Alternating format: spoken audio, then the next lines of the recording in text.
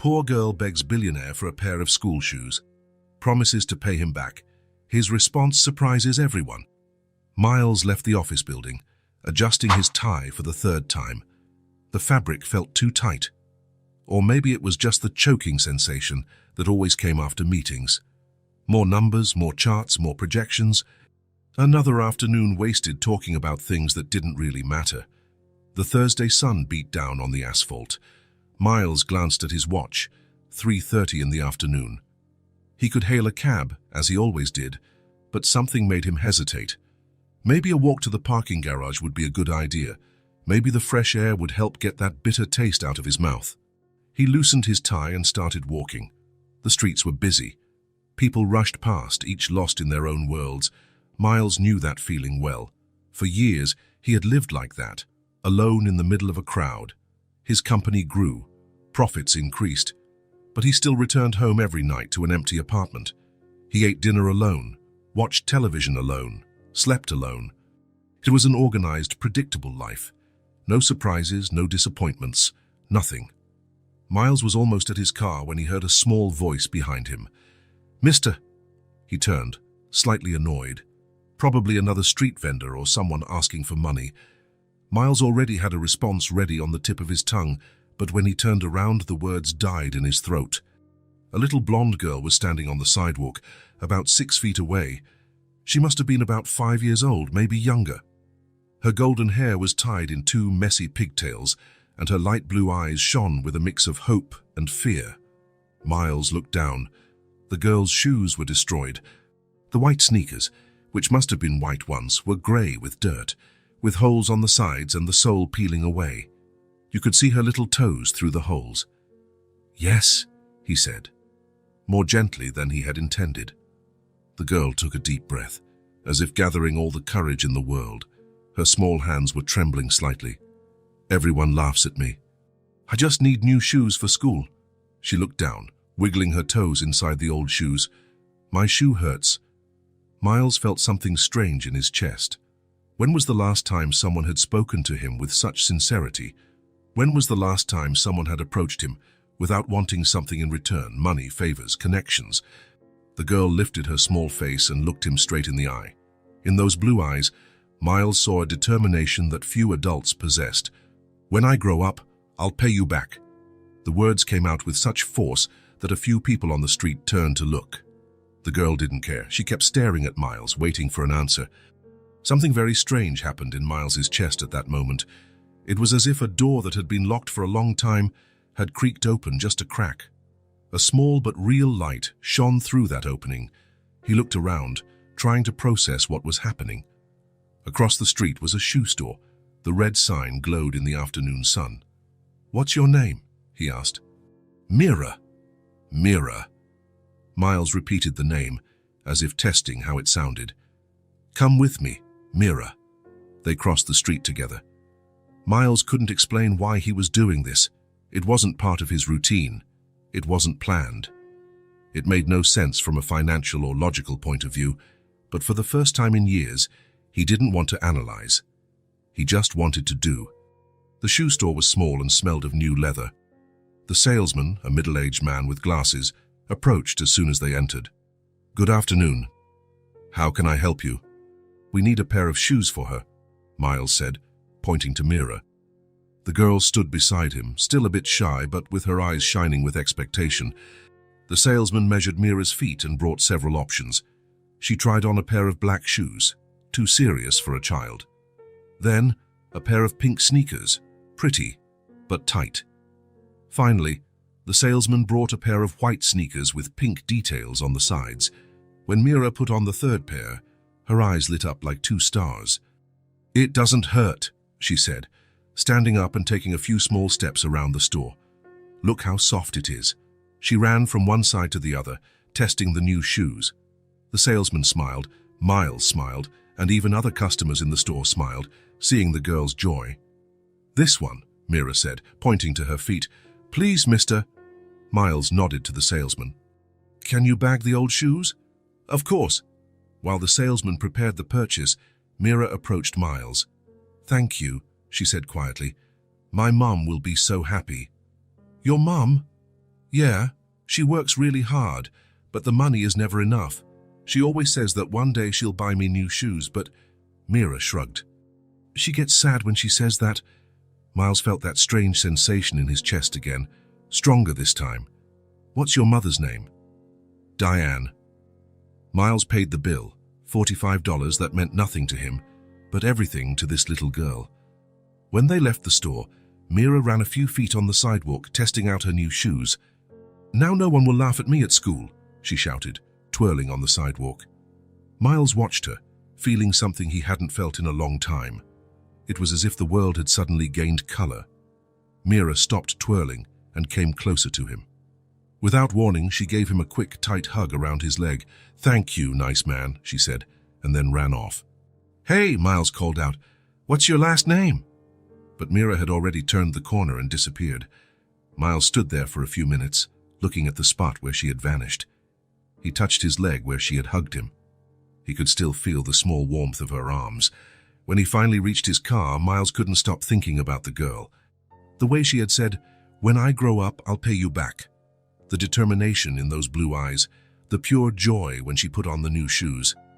On the way home, he caught himself smiling in traffic. Other drivers must have thought he was crazy. That night, Miles ate dinner alone as always, but something was different. The food seemed to have more flavor. The television, less noise, the apartment, less empty. Before going to sleep, he stood by the window looking down at the street. He had done a good deed today.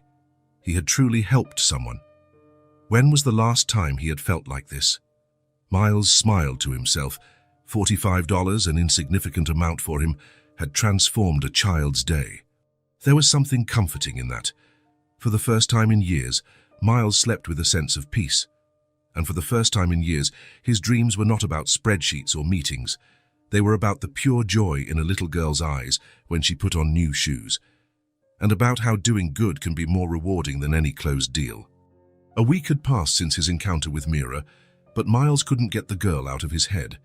He had already gone back to that street twice, looking around in hopes of seeing her again. He felt foolish, a 42-year-old businessman searching for a child he barely knew. But something about her had touched a dormant part of him. On Monday afternoon, Miles left the office early. He told his secretary he had important appointments, but the truth was he couldn't stand being trapped within those four walls any longer. The meetings seemed longer, the reports more tedious, the conversations more empty. He walked along the same sidewalk where he had found Mira. The autumn sun painted the tree leaves in golden hues, and a light breeze swayed the branches. Miles took a deep breath, feeling the fresh air fill his lungs. Why had he never noticed how beautiful this part of the city was? That's when he heard a familiar voice behind him. "Shoe man!" Miles turned so quickly he nearly tripped. There she was, her blonde hair bouncing in two pigtails that were neater than last time. She wore a jacket that was too thin for the weather, but the shoes, the ones he had bought, shone white and clean on her feet. "Mira," he said, and realized he was grinning like a fool. The girl ran to him, stopping a few feet away. Her blue eyes sparkled with a pure joy that Miles had forgotten existed in the world. "You remembered my name," she exclaimed, looking impressed. "Of course I remembered. How could I not?" Mira looked down at her own feet and then up at Miles. "Look, they're still new. I clean them every day after school." "They look great on you," Miles replied, genuinely happy to see her. "Now nobody laughs at me," she said, shaking her head seriously. "Before, Tommy Perkins would always point at my old shoes and say I was poor. Now he stays quiet." Something in Miles's chest tightened. The thought of someone mocking this child bothered him more than it should have. "Tommy Perkins doesn't sound like a very nice boy." "He's not," Mira agreed, wrinkling her nose. "But it doesn't matter anymore." She did a little spin, showing off the shoes. "Thanks again, mister." "My name is Miles. Miles Fletcher." "Miles," she repeated, testing the name. "It suits you. Sounds like the name of someone important." He laughed. "I don't know if I'm that important." "Do you have a car?" "I do." "Then you're important," she concluded with the simple logic of children. Miles was about to explain that owning a car didn't make someone important, but something in her face made him stop. Mira was looking at him with such genuine admiration that he felt a lump in his throat. "And you?" he asked, trying to change the subject. "What are you doing out here alone?" "I'm waiting for my mom." Mira pointed to a laundromat across the street. "She works there in the afternoons. I stay at school until 3. Then I come here and wait for her to finish her shift." Miles looked at his watch. It was almost 5. "So you wait here every day?" Mira shrugged as if it were nothing. "Only when there's no school. On other days, I stay with Mrs. Geller, our neighbor. But she's sick today." Something in the casual tone with which Mira spoke about waiting alone on the street for hours made Miles's heart ache. He looked at the girl's old backpack, with its broken zipper and patched straps. "What time does your mum get off?" "At 6, Mira answered, sitting on a wooden bench in front of the laundromat. She took a worn book out of her backpack. "I read while I wait." Miles hesitated for a moment. Did he have plans for the evening? No, nothing besides the usual solitary dinner and maybe an hour or 2 of work at home. Quick decisions were not his strong suit. He liked to analyze, plan, consider all the variables. But in the last few days, something had changed. "Would you like to go somewhere while you wait?" he asked, before he could change his mind. "We could get a snack or—" Miles realized he had no idea what 5-year-olds like to do, or whatever you prefer. Mira's eyes widened. "Can we go to the backpack store?" she asked hopefully. "I always look through the window, but I've never been inside." Miles smiled. "Of course. Should we leave a note for your mom at the laundromat first?" They crossed the street together. The laundromat smelled of fabric softener and hot steam. Behind the counter, a woman in her 30s was folding sheets with mechanical efficiency. Her blonde hair was tied in a tight bun, and dark circles marked her tired face. Even so, Miles noticed she was beautiful, with the same blue eyes as Mira. "Mommy!" Mira called, running to the counter. The woman looked up and her face transformed instantly. The weariness gave way to a warm smile. "Hi, sweetie. Did you finish all your homework?" "Yes, I did." Mira turned and pointed to Miles, who had remained standing near the door. "Mommy, this is the man who bought my shoes." The woman's smile vanished, replaced by an expression of suspicion and concern. She dropped the sheets and quickly approached. "Mira, what did I say about talking to strangers?" she whispered, but not quietly enough for Miles not to hear. "But he's not a stranger," Mira protested. "He's Miles." The woman looked at Miles with a mixture of gratitude and apprehension. Thank you for the shoes," she said, her voice firm but gentle. "My daughter hasn't stopped talking about it." "It was very generous of you." "It was nothing," Miles replied, suddenly feeling uncomfortable under her intense gaze. "She's an amazing girl." A brief smile crossed the woman's face. "Yes, she is." She extended her hand. "I'm Diane Walker, Mira's mother." "Miles Fletcher," he said, shaking her hand, noticing the calluses on her palms and her short, unpolished nails. "For the hands of someone who works hard. Mommy, Miles is going to take me to see the backpacks," Mira announced, bouncing with excitement. "Can I go? Please, can I go?" Diane frowned, looking from Mira to Miles. "I don't know if that's a good idea, sweetie. Mr. Fletcher probably has important things to do, and I'll be done in an hour." "Actually," Miles hurried to say, "I don't have any plans, and I'd be happy to take Mira to see the backpacks. I promised to bring her back before 6. Diane bit her lip, clearly conflicted. Miles understood her dilemma. Trust a stranger or disappoint her daughter? He tried to look as trustworthy as possible, which was ironic, considering he spent his life closing deals with people who didn't trust him. "Please, Mommy," Mira begged. After a moment of hesitation, Diane nodded. "All right, but you'll be back here at 6 o'clock sharp, right?" "I promise," Miles said, feeling a wave of relief and something else. Happiness. It was strange, but he was genuinely happy to be able to spend more time with Mira. "And you, young lady," Diane knelt in front of her daughter, "behave, listen to Mr. Fletcher, and don't ask for anything more than what he offers. Understand?" "Yes, Mommy," Mira replied solemnly. Before they left, Miles noticed Diane's worried glance. She was trusting him with her most precious possession, and he felt the weight of that responsibility. The backpack store was 2 blocks away. Along the way, Mira talked non-stop about school, her friends, her teacher, Miss Collins, who had red hair and wore funny glasses, and how the new shoes had changed her life. Even Miss Collins noticed. She said they were very nice and asked where we bought them. I told her an angel bought them for me. Miles laughed. An angel? I don't know if I'm quite that. Angels help people, Mira explained seriously. You helped me, so you're like an angel.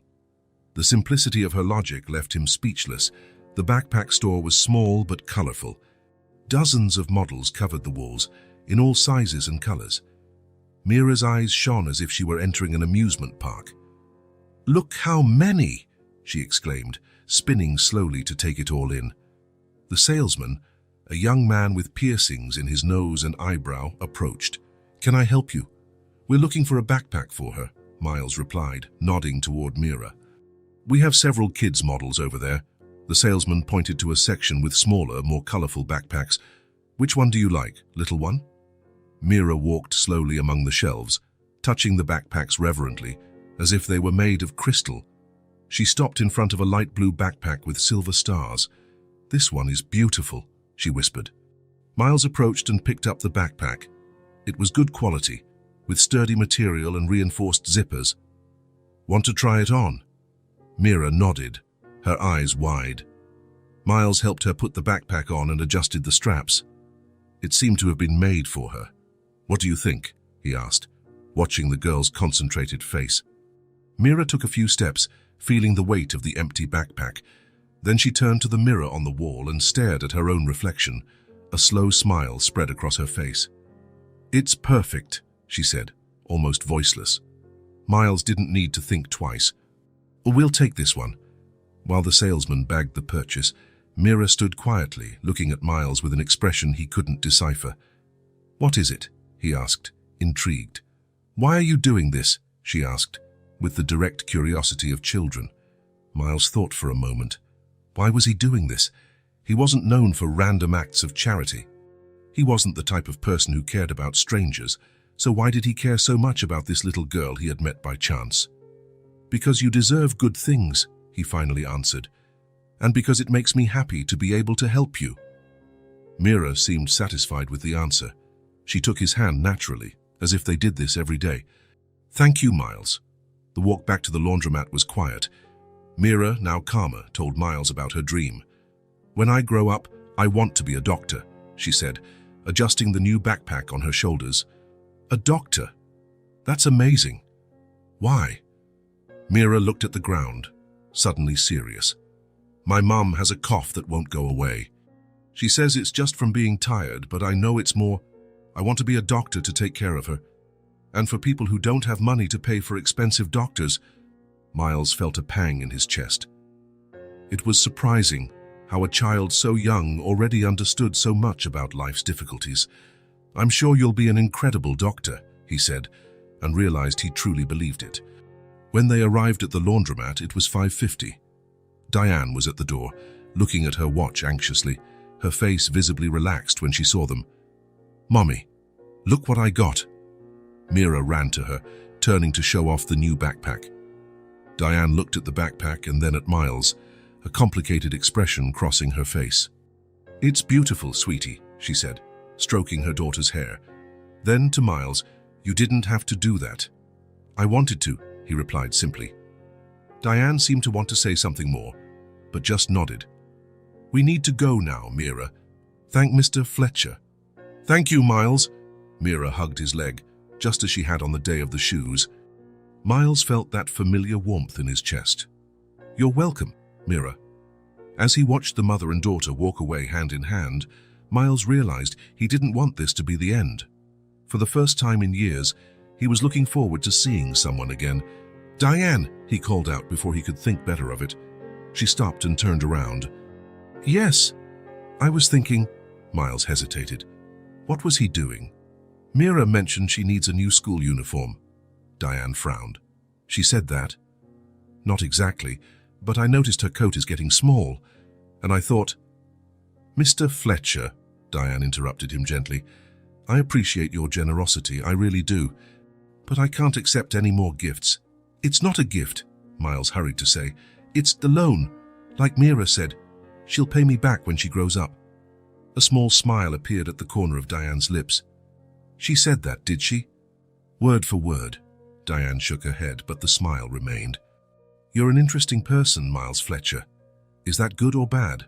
I haven't decided yet. She adjusted her purse on her shoulder. We'll be at the uniform store on Saturday at 10 in the morning, 27 Maple Street. If you want to show up. Miles felt something he hadn't felt since he was a teenager, butterflies in his stomach. I'll be there. For the first time, he saw Diane truly smile, and he realized she had the same smile as Mira, not just on her lips, but in her eyes. See you Saturday, then. See you Saturday. Miles stood on the sidewalk, watching them walk away. The blonde girl with the new backpack full of stars, and the tired but strong mother. Two luminous beings who had somehow entered his life. That night, Miles didn't turn on the television. He sat on his apartment balcony and looked at the stars, thinking about the blue eyes that had smiled at him earlier. The daughter's eyes and the mother's eyes. For the first time in years, he was waiting for someone. And for the first time in years, the future seemed full of possibilities. Spring had arrived. The days were getting longer, the trees were getting new leaves, and Miles felt that he too was being reborn, somehow. It had been almost 3 months since he first met Mira, and his life had changed more than he could have imagined. He now had a different routine. On Mondays and Thursdays, he would pick Mira up from school and take her for a snack before meeting Diane at the laundromat. On Saturdays, he would spend the morning with them, either helping with groceries or just walking through the park. His apartment, once a cold and empty place, was beginning to show signs of change. On the coffee table, there was a small vase with flowers that he bought himself every week. On the refrigerator, a colorful drawing that Mira had made in school, a yellow house with 3 smiling figures in front. Miles was sitting in his office, trying to concentrate on financial reports. The clock read 4 in the afternoon. In an hour, he would be picking Mira up from school. He smiled at the thought of the girl running to meet him at the gate, her starry backpack bouncing on her back. The phone rang, pulling him from his thoughts. Mr. Fletcher, Mrs. Collins from Westwood Elementary School is on line 2, his secretary announced. Miles frowned. Mrs. Collins was Mira's teacher. Put her through, Claire. Mr. Fletcher. The teacher's voice sounded worried. I'm sorry to bother you at work, but Diane gave me your number for emergencies. Miles felt a tightness in his chest. Did something happen to Mira? No, don't worry. She's physically fine, but very upset.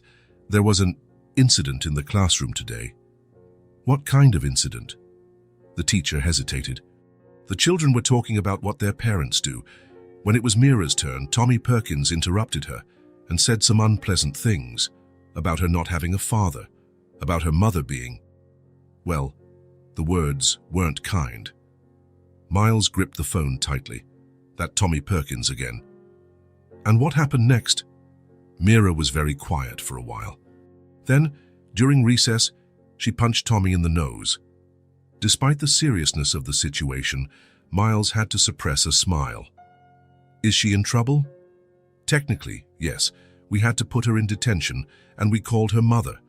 But Diane is in the middle of an important shift and can't leave. That's why I'm calling you.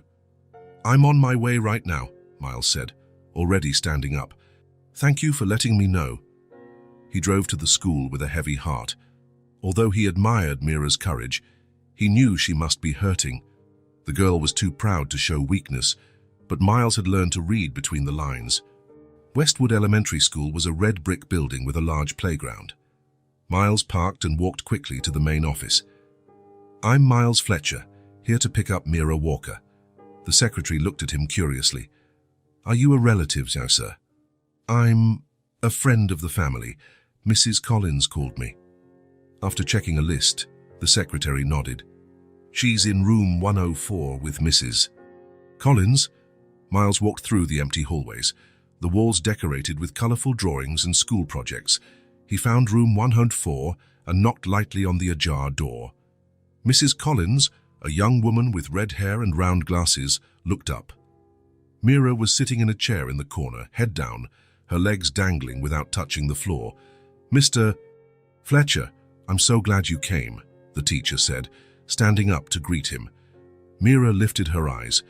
When she saw Miles, her face lit up for a second, but then returned to its serious expression.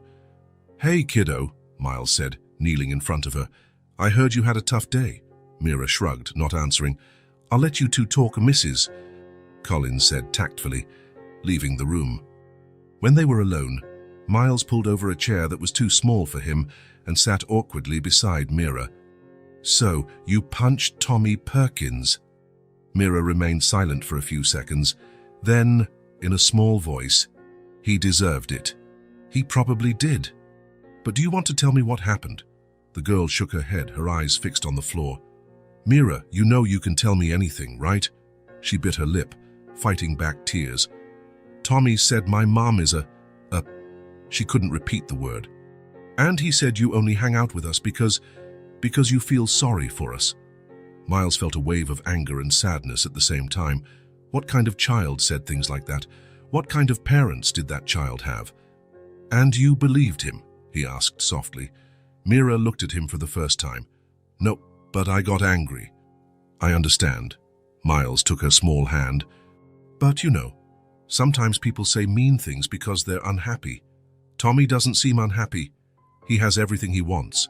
Sometimes, those who have everything really have nothing," Miles said, remembering what his own life was like before meeting Mira and Diane. "And Tommy is wrong, you know. I don't stay with you out of pity.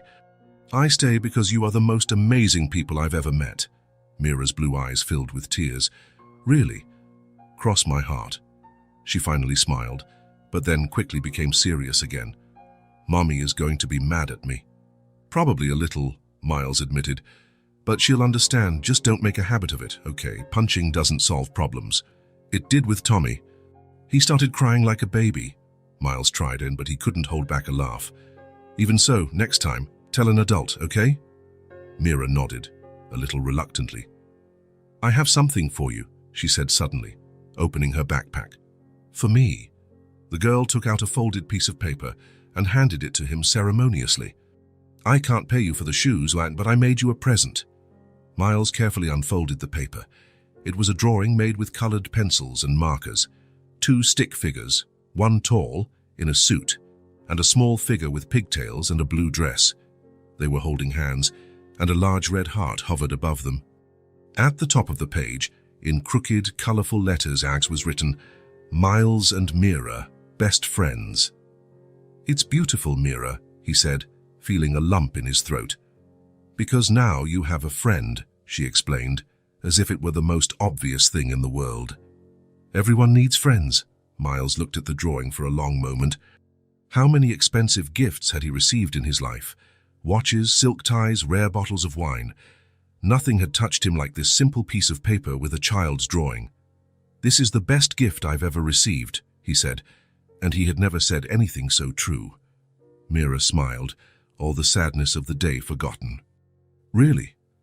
"Absolute truth." The girl stood up and hugged him, her little arms barely managing to circle his neck. "Thank you for coming to get me, Miles." "Whenever you need me, I'll be here," he replied, returning the hug. Later, after speaking with the principal and Mrs. Collins, Miles took Mira for ice cream before they met Diane. While the girl savored a large chocolate sundae, he took the drawing out of his pocket and looked at it again. "Miles and Mira, best friends." He folded the paper carefully and put it in his wallet, as if it were the most important document in the world. In a way, it was. That night, upon arriving home, Miles took an old frame he had stored in a drawer. He cleaned the glass, adjusted the drawing, and placed it on the nightstand next to his bed. The last thing he saw before falling asleep were those 2 stick figures holding hands under a big red heart. And, for the first time in a long time, Miles Fletcher fell asleep smiling, knowing he was no longer alone in the world, because now he had a friend.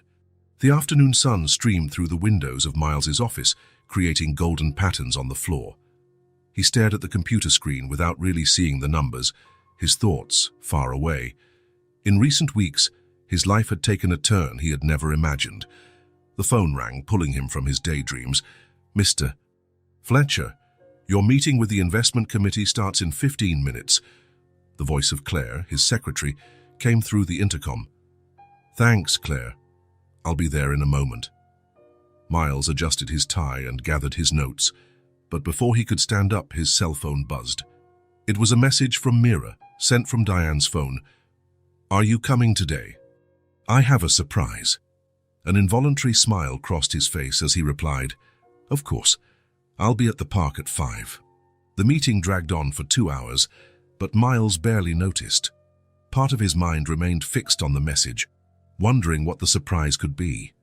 In the past few months, he had learned that Mira's surprises could be anything, from a special rock found on the way to school to a new drawing for her medicine book. At 4:30, Miles did something he would never have done before. He asked to end a meeting early. I have an unavoidable appointment, he explained to his partners, who looked at him with poorly disguised astonishment. Miles Fletcher, the man who routinely extended meetings late into the night, was now in a hurry to leave. The park was 10 minutes from the office. When he arrived, the sun was beginning to set, painting the sky with shades of orange and pink. Mira was already there, running around the central fountain, while Diane watched her from a nearby bench. Miles! Mira shouted upon seeing him, running in his direction. You really came! He knelt to receive her in a hug, something that had become natural between them. Of course I came. I wouldn't miss your surprise for anything.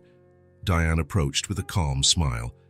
Lately, Miles had noticed a subtle change in her. Her shoulders seemed less tense, her smile came more easily, and sometimes her eyes lingered on him in a way that made his heart race. She's been excited since school, Diane commented, tucking a strand of hair behind her ear. I could barely get her to eat dinner. So what's the big surprise? Miles asked Mira, who was practically bouncing with excitement. I can't tell you here, she replied, looking around as if spies might be listening. It has to be at our house. Miles looked at Diane, surprised. They always met in public places, the park, diners, the library, never at their home. Diane shrugged, but her smile indicated she was as involved in the conspiracy as Mira was. I think it's time you saw our home, she said simply. If you don't have other plans, of course. No plan could be more important, he replied sincerely. The apartment was a few blocks from the park, in a modest but well-maintained building. Miles followed the two of them up to the 3rd floor, watching how Mira skipped up the steps, and how Diane kept a protective hand near her daughter's back, ready to catch her if she stumbled. Apartment 12, Mira announced when they reached the hallway. Our little corner. Diane opened the door and Miles felt a pang of nervousness. Entering their home meant crossing a boundary, being admitted into an intimate space that few people knew. The apartment was small but surprisingly cozy. The living room had a 2-seater sofa with colorful cushions, a bookshelf with used books, and a few potted plants.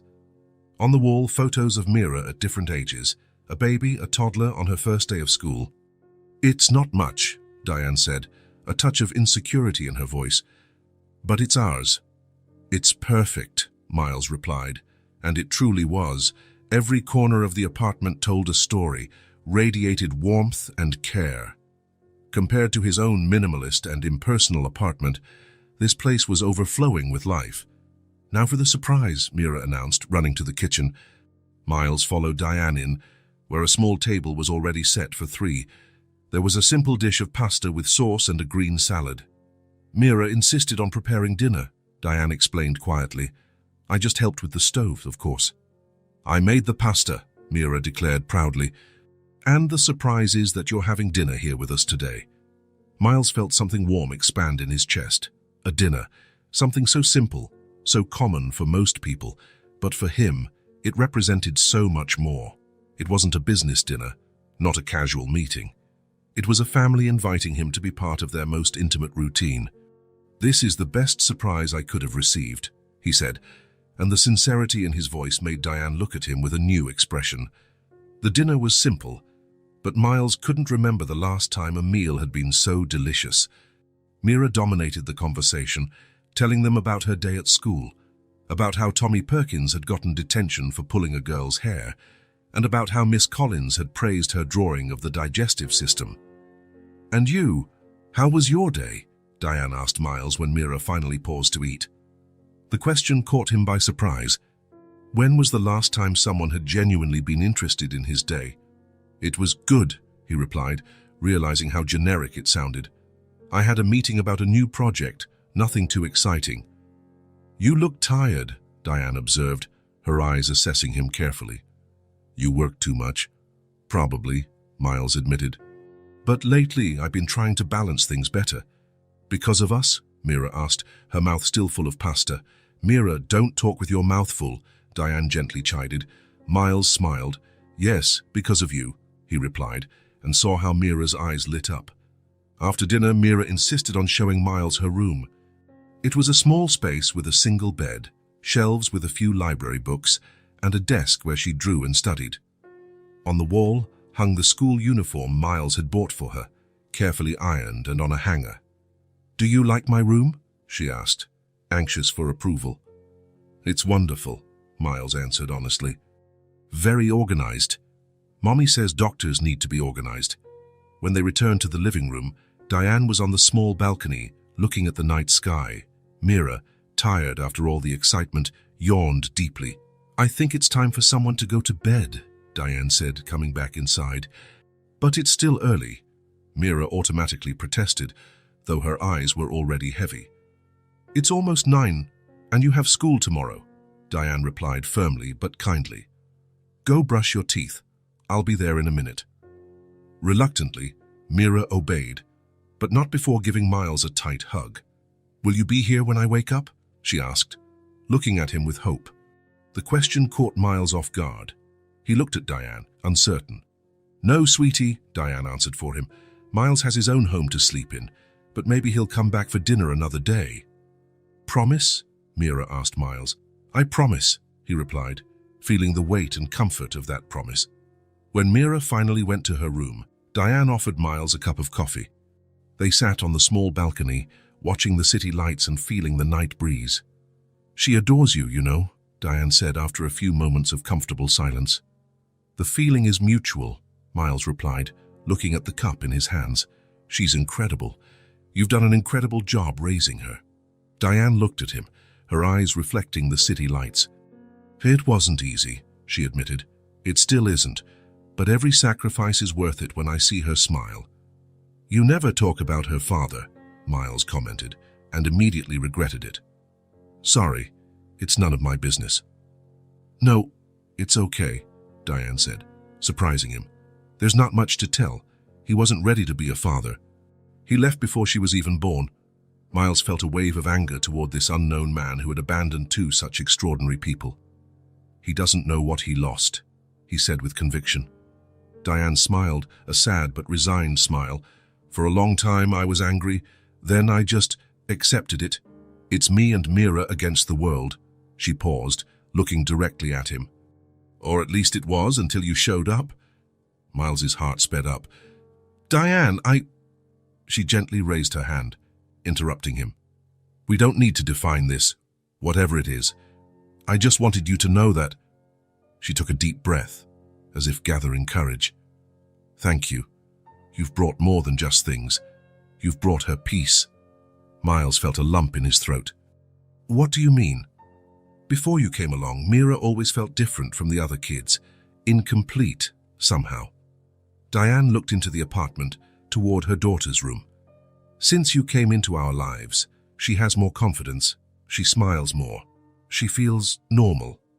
Miles absorbed those words, feeling their weight and importance. How you two gave me what I never had, he finally replied. Warmth, attention, real love. It was the first time he had used that word, and it came out naturally. I spent my whole life accumulating things, achievements, properties, and at the end of the day I would come home to an empty apartment. Diane reached out her hand, lightly touching his on the table. It's not empty anymore, she said simply. They sat like that for a while, hands gently touching, watching the night. There was no need for words. They both knew something important was growing between them, something that needed time and care to fully blossom. When Miles finally got up to leave, he felt different, lighter somehow, but also more anchored. As if he had finally found his place in the world. Can I come back tomorrow? He asked at the door. Diane smiled, and in that smile, there was promise and possibility. "We're making tacos. They're Mira's favorite. And yours?" "I prefer enchiladas," she replied, a mischievous glint in her eyes.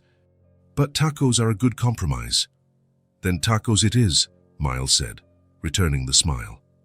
As he closed the door behind him, Miles stood for a moment in the hallway. From inside the apartment, he could hear Diane's soft voice singing a lullaby to Mira. The sound enveloped him like a hug, making him realize a simple and profound truth. For the first time in his adult life, Miles Fletcher felt like he belonged somewhere. Not in his elegant office, not in his luxurious apartment, not at the exclusive clubs he frequented.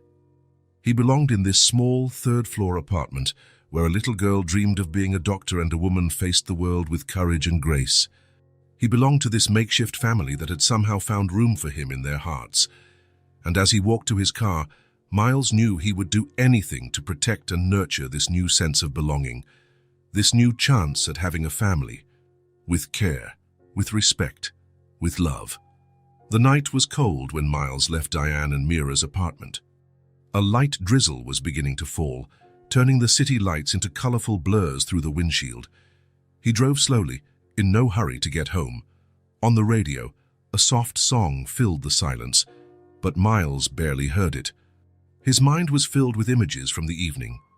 Mira's smile when she showed him her room, the soft touch of Diane's hand on his, the smell of fresh coffee on the small balcony. Small moments that somehow seemed more significant than any major event in his previous life. At a red light, Miles opened the glove compartment to get a tissue. That's when his fingers touched something he had forgotten was there, the drawing Mira had given him weeks ago. He picked it up carefully, unfolding the paper, which was already a bit crumpled at the edges. There they were, the two stick figures, a tall one in a suit and a small figure with pigtails and a blue dress, holding hands, with a large red heart hovering above them. "They're Miles and Mira, best friends," the inscription read in colorful, crooked letters. The light turned green, but Miles didn't move immediately. He stared at that simple drawing a child had made for him. A gift with no monetary value, but with an emotional value he couldn't calculate. Horns honked behind him, bringing him back to reality. Miles carefully placed the drawing on the passenger seat and continued on his way. His downtown apartment seemed larger and emptier than ever when he entered. The automatic lights came on, revealing the immaculate and cold environment, expensive furniture chosen by a decorator, paintings selected by an art consultant, a state-of-the-art sound system he rarely used. Miles took off his coat and tie, leaving them on a chair. He picked up Mira's drawing and walked to the large panoramic window that overlooked the city below. The rain had intensified, and drops ran down the glass like silent tears. "What am I doing?" he muttered to himself, looking out at the city at night. At 42, Miles Fletcher had built a life that many envied. Very successful company, robust bank accounts, properties in 3 different cities. He was the kind of man who appeared in business magazines, with the serious and confident demeanor of someone who knows exactly what he wants. But there, alone in his luxurious apartment, holding a child's drawing, Miles wondered if he had ever known what he really wanted. He walked slowly to the bar and poured himself a whiskey. Not to get drunk, he had never been a heavy drinker, but to feel the familiar warmth go down his throat, something comforting amidst the confusion of his thoughts. With the glass in one hand and the drawing in the other, Miles sat on the Italian leather sofa that had cost more than many people earn in a year. The contrast between that luxurious piece of furniture and the simple piece of paper in his hand could not have been more stark. "Best friends," he read aloud, running his fingers over the colorful letters. When was the last time he had a best friend? Maybe in college, or even earlier, in his teens. Over time, friends had turned into contacts, colleagues, business partners. Relationships measured by what they could offer, not by what they meant. "I never had this," Miles whispered to the empty apartment. "A sincere friendship, a real hug." He closed his eyes, remembering Mira's hug, so small and yet so immense. No ulterior motives, no expectations, no calculations, just pure affection, offered freely. And Diane. The way she looked at him now, with a mix of gratitude and something more that he didn't dare to name, the way her hand had found his on the balcony, as if it were the natural place for it to be. Miles stood up and walked to the bedroom. On the nightstand, there was only a digital clock and a tablet. He opened the drawer and placed Mira's drawing inside, but he didn't close it immediately. He stared at that simple image, feeling a strange peace. Was it possible, at 42, to discover a part of himself he never knew existed? Was it possible to learn to love in a way he had never experienced? Miles took his phone out of his pocket and opened the photo gallery. Among the images of meetings and corporate events, he found what he was looking for, a photo they had taken at the park a few weeks ago. Mira in the middle, with an ice cream cone melting in her hand and a smile that took up half her face.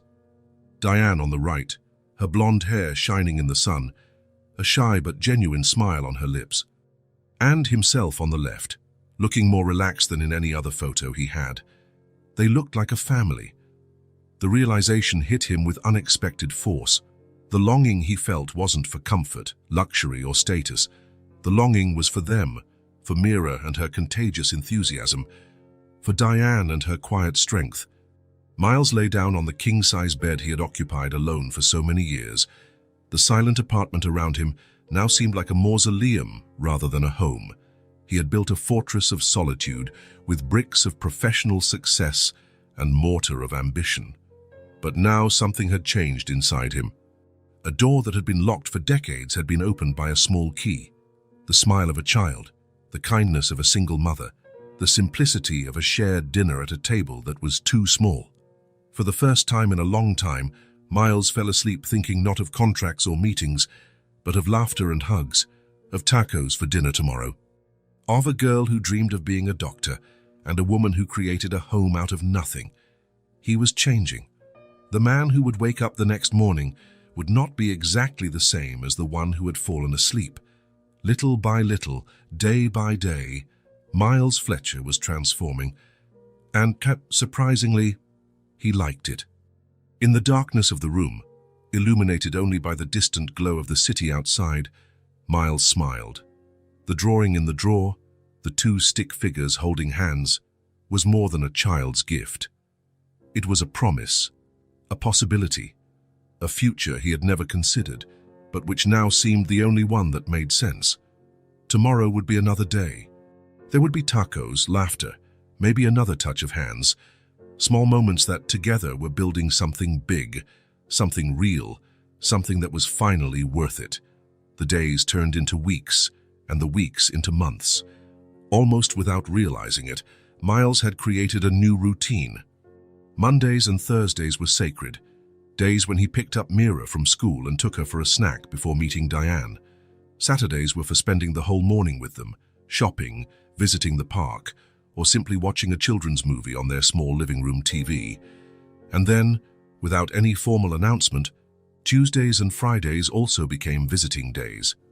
Soon, Miles only spent Wednesdays and Sundays in his own apartment, and even on those days, he exchanged constant messages with Diane and spoke to Mira on the phone before bed. On that autumn Tuesday, Miles left the office early. There was an important meeting scheduled for the late afternoon, but he delegated it to his vice president without a second thought. Years ago, this would have been unthinkable. Now it seemed the most natural thing in the world. On the way to Diane and Mira's apartment, he stopped at a small bakery. The smell of fresh bread greeted him as he entered, along with the smile of the owner, an Italian lady who already knew him by name. Mr. Fletcher, the usual. Yes, please, Mrs. Moretti. And that chocolate cake that Mira loves so much. Ah, for the little princess, the lady smiled, her eyes crinkling at the corners. You know, my husband says you seem different now. Different how? Miles asked, genuinely curious. Lighter. She made a vague gesture with her hands, like you've lifted a weight off your shoulders. It's good to see, Miles smiled, taking the bag she handed him. I think I am. When he arrived at the familiar building, Miles no longer needed to knock. He had his own key now, a small metal object that meant much more than access to an apartment. Still, out of respect, he always rang the doorbell before using the key. It's open, Diane's voice called from inside. He entered, feeling that familiar sense of warmth that always enveloped him when he crossed the threshold. The apartment hadn't changed much in recent months, but small details revealed his constant presence there. A pair of men's slippers next to the sofa, a mug with his name on the kitchen shelf, his coat hanging on the rack by the entrance. "I brought bread and cake," he announced, placing the bags on the kitchen counter. Diane was chopping vegetables, her blonde hair tied in a loose bun. She turned to him with a smile, and Miles felt that now familiar warmth in his chest. "You always bring something," she said, wiping her hands on her apron. You didn't have to. I like to." He moved closer and, in a gesture that was still new but already natural, kissed her lightly on the lips. "Where's Mira?" "In her room, finishing her homework. She said she has a surprise for you." Miles took off his suit jacket and hung it up carefully. Lately, he had been dressing more casually, still elegant, but less formal. Today, he wore only slacks and a light-colored shirt. No tie. "Need help?" he asked, looking at the amount of vegetables on the cutting board. "Always," Diane replied with a smile. There was something deeply comforting about cooking alongside her. Miles had never been very skilled in the kitchen. Years of meals in restaurants or delivered to his home had ensured that. But with Diane, he was learning. Chopping vegetables, seasoning sauces, even baking a simple cake last weekend. "How was your day?" she asked, as they worked side by side in the small kitchen. "Hectic. We're closing a deal with a Japanese company. Lots of bureaucracy, lots of meetings." "And you delegated today's meeting?" It wasn't a question, and Miles smiled, realizing how well she knew him. "Yes. A few months ago, I would have stayed at the office until midnight. Now you have better places to be," she completed, lightly touching his arm. "Exactly." The sound of hurried footsteps interrupted the moment. Mira ran into the kitchen, her eyes shining with excitement. "Miles!" She threw herself into his arms, and he caught her mid-air, spinning her once before setting her down. "Did you bring cake?" "Mira, first say hello properly, then ask about presents." Diane gently chided her. "But I already knew he brought it. I could smell it," Mira protested, but then smiled at Miles. "Hi, Miles. How was your day?" He laughed at the sudden formality. "It was good, kiddo, and yours?" "Great. I got an A in math, and Miss Collins said my drawing of the solar system was the best in the class." She paused dramatically, "And Tommy Perkins apologized to me." That caught Miles by surprise. "Tommy Perkins? The same one who—" "Yes, that one," Diane confirmed, raising her eyebrows. Apparently, his father saw how he treated Mira at the last parent-teacher conference and was furious. "He gave me a chocolate bar and said he was sorry for being mean," Mira added with an air of importance. "I told him it was okay, but that he needed to be nice to everyone, not just me." Miles felt a wave of pride so intense it almost knocked him off balance. "That was very mature of you, Mira." She shrugged, but her smile revealed she was pleased with the compliment. "Can I cut the cake?" "After dinner," Diane and Miles replied in unison, and then laughed at their synchronicity. Dinner was, as always, simple but delicious. Ratatouille with rice, Diane's specialty. As they ate, Mira dominated the conversation, talking about her day at school, her plans for the weekend and how she was saving her allowance to buy an anatomy book. Miles watched the mother and daughter, feeling a peace he had never experienced before. Here, at this small table with a floral tablecloth, eating from simple, mismatched plates, he felt more at home than he ever had in his luxurious apartment. After dinner came the cake. Mira cut generous slices for everyone, and they sat in the living room to enjoy them. "Want more cake?" Mira asked Miles when he finished his slice, already preparing to run to the kitchen. "I do," he replied, and then added without thinking, "And I want to stay a little longer." Mira smiled as if he had said the most natural thing in the world. "You can stay forever if you want." Diane choked on her coffee, and Miles felt his face heat up. The simplicity with which Mira sometimes spoke caught him off guard.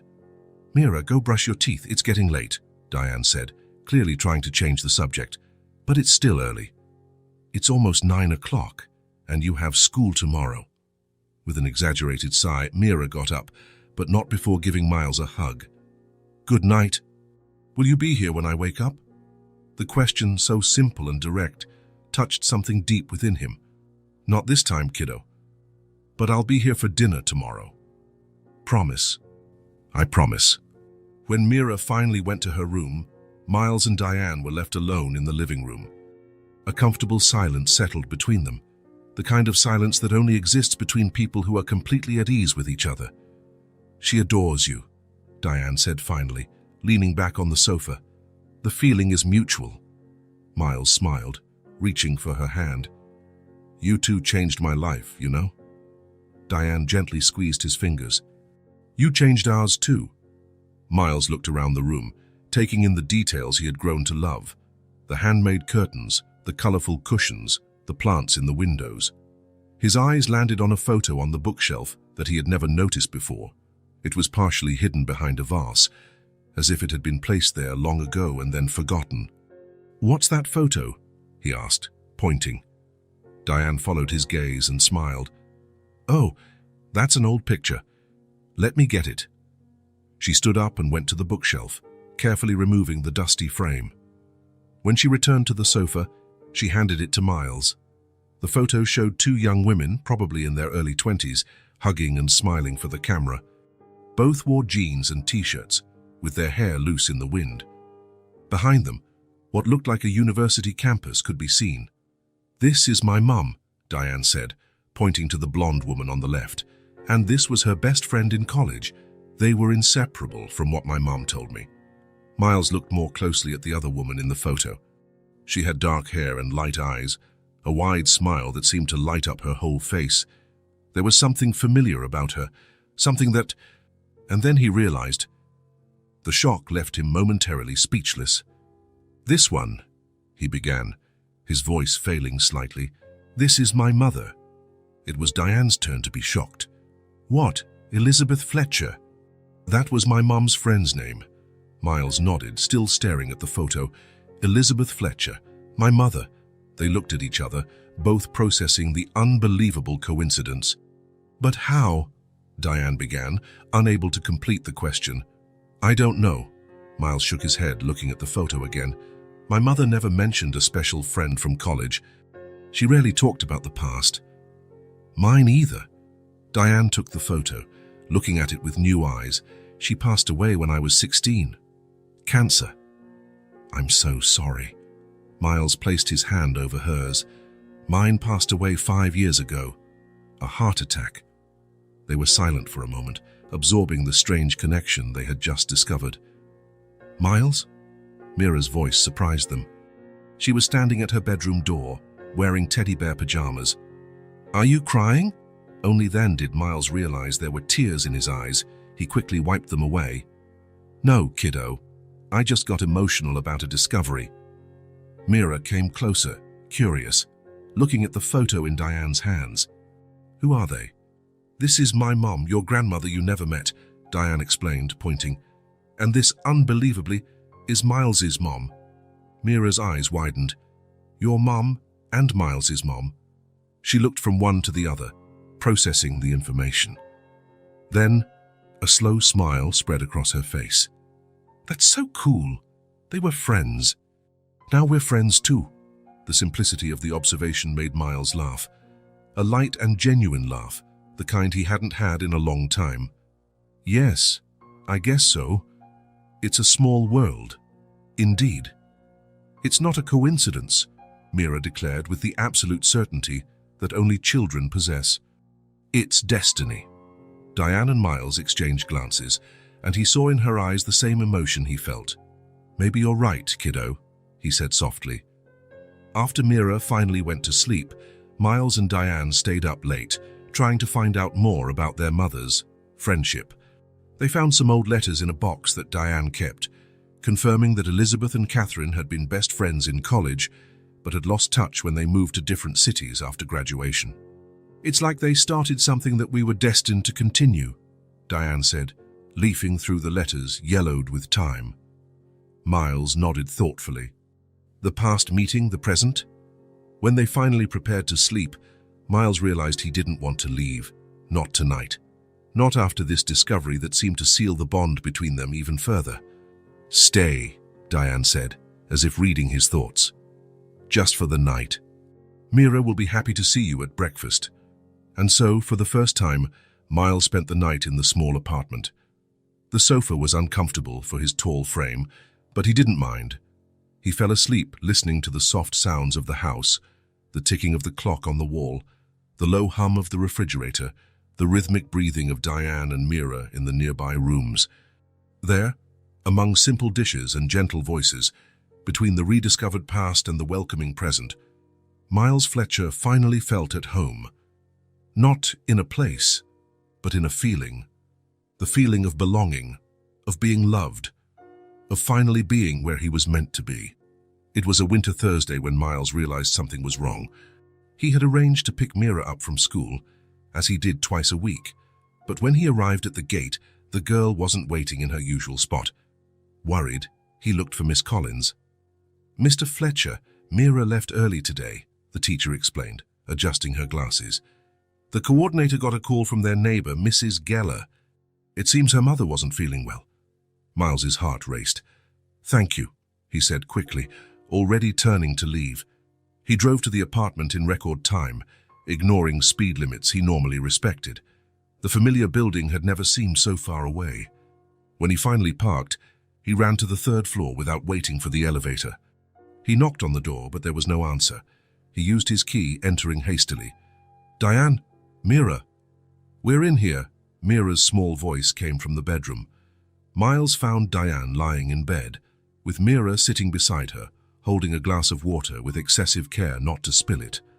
Diane's face was pale, with reddish patches on her cheeks, and her breathing seemed difficult, punctuated by a dry, painful cough. "Miles?" She tried to sit up, but was stopped by another coughing fit. "Don't push yourself," he said, approaching the bed. He placed his hand on her forehead, feeling the heat of the fever. "What happened?" It was Mira who answered, her voice small and frightened. "Mommy couldn't work. She has a really bad cough. She coughed up blood at work, and the manager called a cab." Miles looked at Diane, alarmed. "Blood? Diane, we need to go to the hospital now." "It's nothing," she protested weakly. "I just need to rest a little." "Mommy, please," Mira pleaded, her blue eyes filled with restrained tears. "You promised you'd go to the doctor if it got worse." Miles realized this wasn't the first time Diane had been unwell. The signs were there, the persistent cough he had noticed in recent weeks, the increasing fatigue, the pauses to catch her breath after climbing the stairs. "This isn't a suggestion, Diane," he said firmly. "We're going to the hospital now. I can carry you if I have to." Something in his tone, or perhaps Mira's frightened look, finally convinced Diane. She nodded weakly. "All right, but just a quick visit." It wasn't a quick visit. After the initial triage, Diane was immediately sent for tests. Miles stayed with Mira in the waiting room, trying to distract her with word games and stories, while his own heart pounded with worry. 3 hours later, the doctor finally appeared. Dr. Lawson, a middle-aged man with kind eyes behind square glasses, asked to speak with Miles privately. "I'm just a friend of the family," Miles explained, hesitant. "She asked me to speak with you," the doctor replied. "She said you're the closest person she has." Miles felt a tightness in his chest. He looked at Mira, who had fallen asleep on the bench, wrapped in his coat. "I'll be right here, I can see you," he said to the girl, who nodded sleepily. They moved just a few steps away. "How is she?" Miles asked, trying to keep his voice steady. "Mrs. Walker has chronic lung disease," Dr. Lawson said bluntly. "The tests show significant damage to her lungs, likely caused by years of exposure to chemicals." "Chemicals?" She mentioned she's been working at a laundromat for almost 6 years. The products used in those establishments, especially the solvents for dry cleaning, are extremely toxic when inhaled regularly. Miles closed his eyes for a moment, trying to process the information. "What's the treatment?" "We'll start a medication regimen to control the symptoms and slow the progression of the disease. But, Mr. Fletcher, the most important part of the treatment is a change of environment. She cannot continue working at that laundromat." Miles nodded, his mind already racing with possibilities. Can I see her? Of course. We're preparing her discharge papers. She can go home today, but she will need absolute rest for the next few days. Diane was sitting on the edge of a bed, wearing her clothes again. She looked small and frail under the fluorescent hospital lights, but there was a familiar determination in her eyes when she saw Miles. "Sorry about this," she said before he could say anything. "Don't apologize," Miles replied, sitting beside her. "Why didn't you tell me you were this sick?" Diane shrugged, a gesture he knew well, her way of downplaying problems. "I didn't want to worry anyone. I thought it would get better." "The doctor told me about your diagnosis." Miles took her hand. "Why did you keep working there, knowing it was making you sick?" A sad smile crossed Diane's face. "Bills don't pay themselves, Miles. And Mira needs to eat. She needs clothes. She needs her mother to be healthy," he completed softly. Diane's eyes filled with tears she tried to hold back. "I don't have a choice." "Yes, you do." Miles squeezed her hand. "I want to offer you a job with me." Diane blinked, surprised. "What?" "My company needs someone to manage the archives. It's light administrative work, in a clean, well-ventilated environment, with a decent salary." He hesitated, choosing his words carefully. "You deserve more, Diane, Anne. And you will be paid better." "Miles, I don't have any office experience." "You're organized, attentive to detail, and a fast learner. Those are the qualities I need. The rest, you'll learn on the job." Diane shook her head, looking confused. "Why? Why would you do this?" Miles looked at her, this strong woman who had won his heart almost without him realizing it. "Because I care about you, about both of you." He smiled. "And because I'm the boss and I can hire whoever I want." A small laugh escaped Diane, quickly interrupted by a lighter coughing fit. "I don't want charity, Miles. It's not charity, it's recognition." He held both of her hands now. "Diane, you are the most hard-working and competent person I've ever met. It would be a privilege to have you on my team." Her eyes searched his, looking for any sign of pity or obligation. Finding nothing but sincerity, she finally nodded. "Okay, I'll accept, temporarily, until I find something on my own." Miles smiled, knowing it was the most he would get for now. "Deal. You start when you've recovered." "No rush." On the way home, Mira slept in the back seat of the car, exhausted from the day's stress. Diane looked out the window, watching the city lights pass in colorful blurs. "She was so scared," she said quietly. "When I started coughing up blood."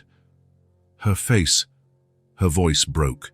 "Kids are stronger than we think," Miles replied, glancing briefly in the rearview mirror where he could see Mira asleep.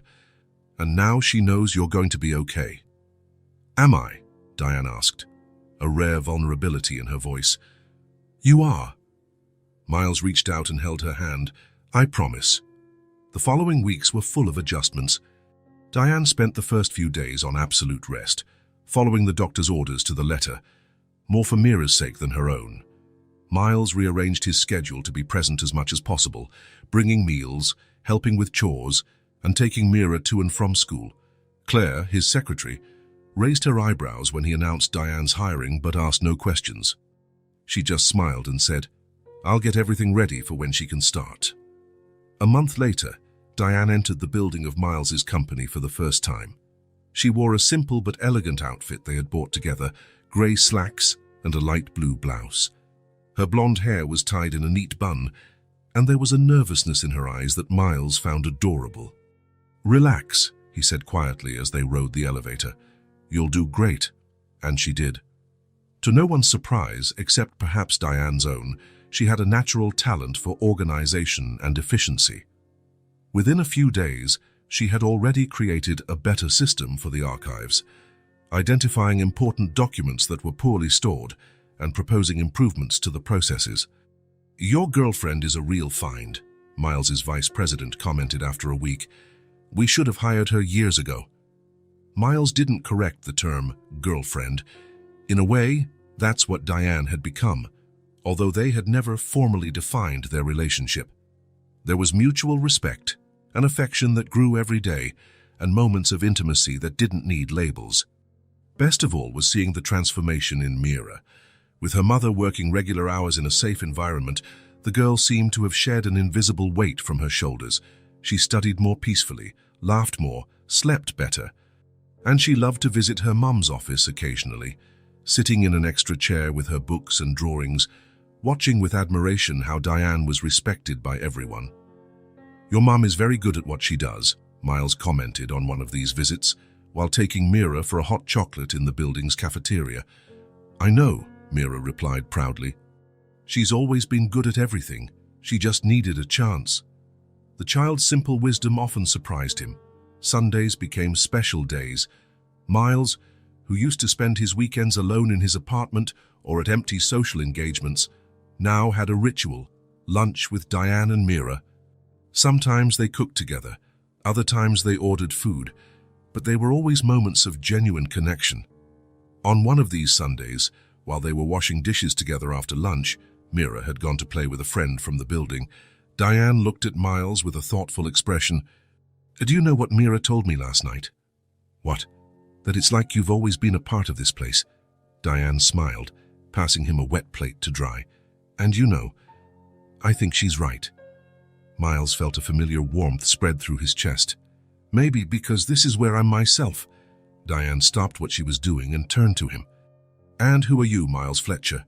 He thought for a moment, reflecting on how his life had changed in the past few months, how the ambitious, lonely man he was had transformed into someone who found joy in the simplest things, in a child's smile, in the soft touch of a hand, in the comfort of belonging.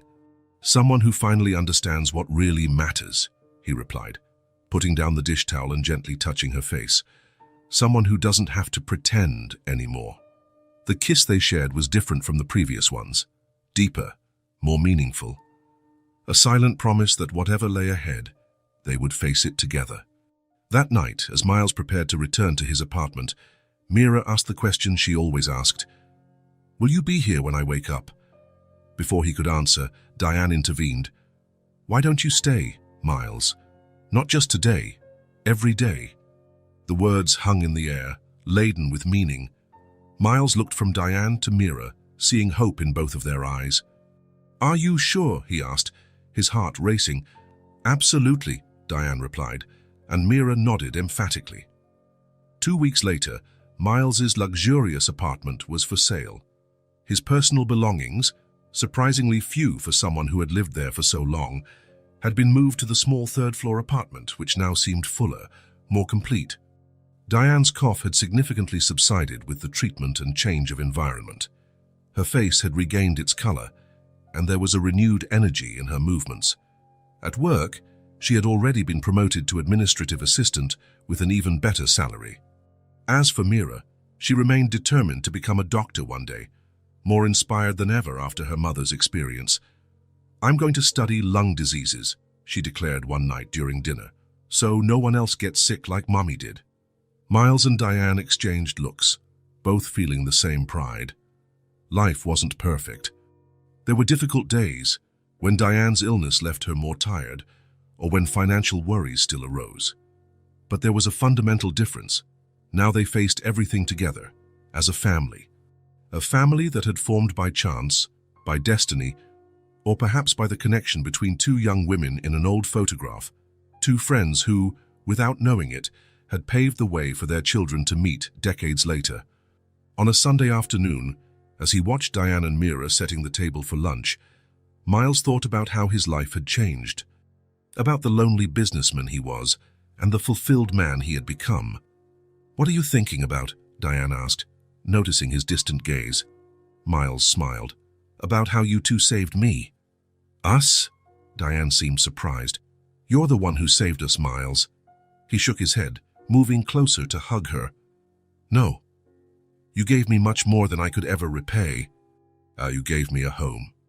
And there in that small apartment, amid sincere smiles and true love, Miles Fletcher finally understood what his mother had always tried to teach him, that true success was not measured by money or power, but by the ability to make a difference in the lives of those we love.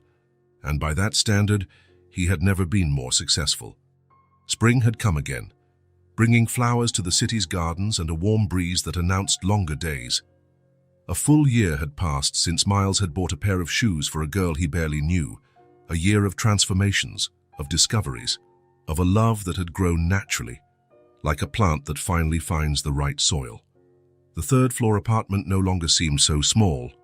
Or perhaps Miles had learned that space wasn't measured in square feet, but in shared moments. The walls had been painted, a weekend project the three of them undertook together, amidst laughter and paint splatters.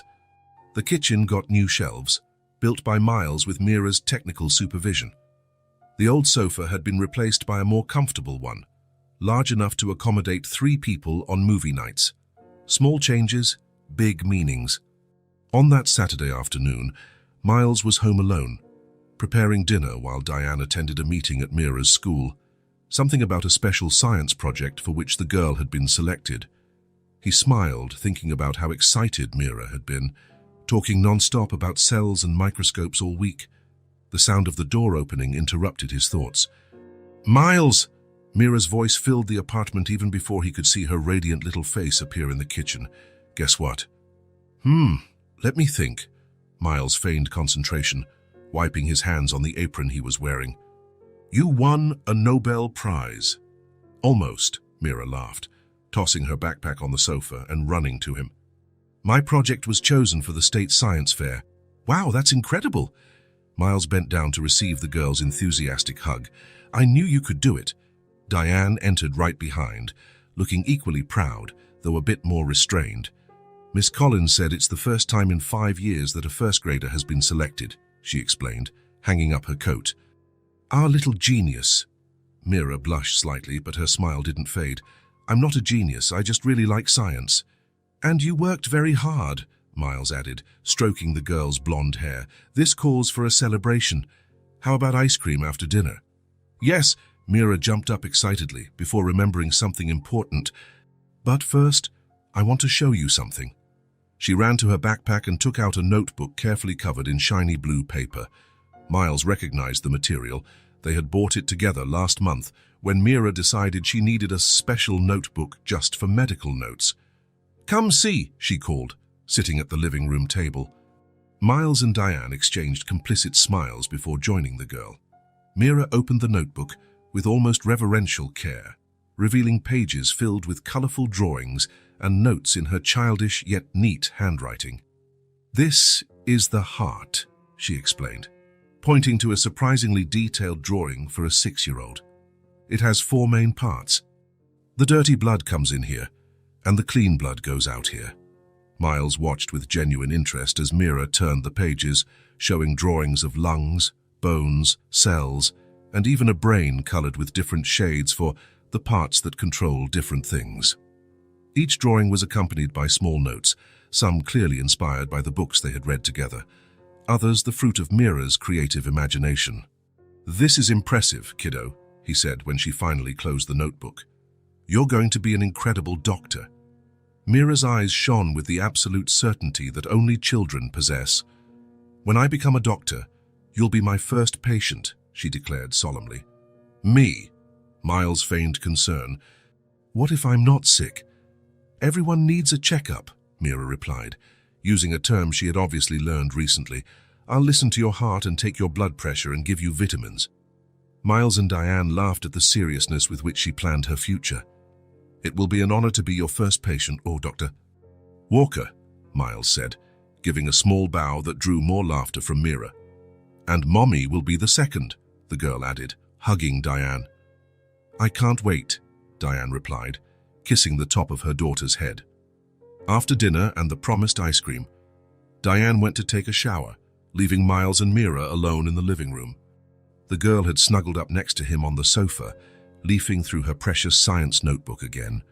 "Miles?" she asked suddenly, without looking up from the notebook. "Yes, kiddo." "Are you and Mommy going to get married?" The question caught him off guard. He and Diane had never formally discussed marriage, although they had been living together for months, sharing responsibilities, joys, and worries like any family. "Why do you ask?" he replied, buying time to organize his thoughts. Mira shrugged, a gesture she had clearly learned from her mother. Tommy Perkins said you're not a real family because you're not married. Miles felt a pang of irritation at the said Tommy Perkins, who, despite improving his behavior, still seemed to have a knack for occasionally upsetting Mira. Well, Tommy Perkins is wrong, he said firmly. Families come in all shapes and sizes. What makes a real family is love, not a piece of paper. Mira seemed to consider this answer for a moment. But you love each other, right? Very much, Miles replied without hesitation. I love your mom, and I love you. That seemed to satisfy her. Mira closed the notebook and turned to him, her blue eyes fixed on his with an intensity that sometimes surprised him.